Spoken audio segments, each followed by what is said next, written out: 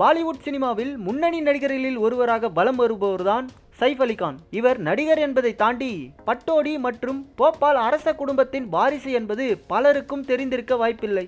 போபாலை சேர்ந்த நவாப் குடும்பத்தின் வாரிசுகளில் ஒருவர்தான் இந்திய கிரிக்கெட் அணியின் முன்னாள் கேப்டன் மன்சூர் அலிகான், அதாவது சைஃப் அலிகானின் தந்தை. இந்த பட்டோடி அரச குடும்பத்துக்கு சொந்தமாக போபாலில் அரண்மனை மற்றும் 15,000 கோடிக்கு சொத்துக்கள் உள்ளன. ஆனால் இந்தியா பாகிஸ்தான் பிரிவினையின் போது பாகிஸ்தானுக்கு குடிபெயர்ந்தவர்களின் சொத்துக்கள் எதிரி சொத்துக்களாக கருதப்பட்டு அது மத்திய அரசால் கையகப்படுத்தப்பட்டது. சைஃப் அலிகான் பாட்டி பாகிஸ்தானுக்கு குடிபெயர்ந்ததால் அந்த சொத்துக்கள் அரசுக்கு சொந்தமானது என தெரிவிக்கப்பட்டது. இதை எதிர்த்து நடிகர் சைஃப் அலிகான் கடந்த 2015ஆம் ஆண்டு மத்திய பிரதேச நீதிமன்றத்தில் வழக்கு தொடர்ந்தார். இதனையடுத்து போபாலில் உள்ள நவாப் சொத்துக்கள் மீது வாரிசுகள் உரிமை கொண்டாட முடியாது என 2016ஆம் ஆண்டு மத்திய அரசு புதிய அரசாணையை பிறப்பித்தது. இந்நிலையில் கடந்த 2024ஆம் ஆண்டு மத்திய பிரதேச உயர்நீதிமன்ற சைஃப் அலிகான் தாக்கல் செய்திருந்த மனுவை தள்ளுபடி செய்ததோடு மத்திய அரசின் உத்தரவுக்கு எதிராக பிறப்பித்திருந்த தடையையும் நீக்கிவிட்டது. இந்த உத்தரவை எதிர்த்து 30 நாட்களுக்குள் சம்பந்தப்பட்ட தீர்ப்பாயத்தில் மேல்முறையீடு செய்து நிவாரணத்தை பெற்றுக்கொள்ள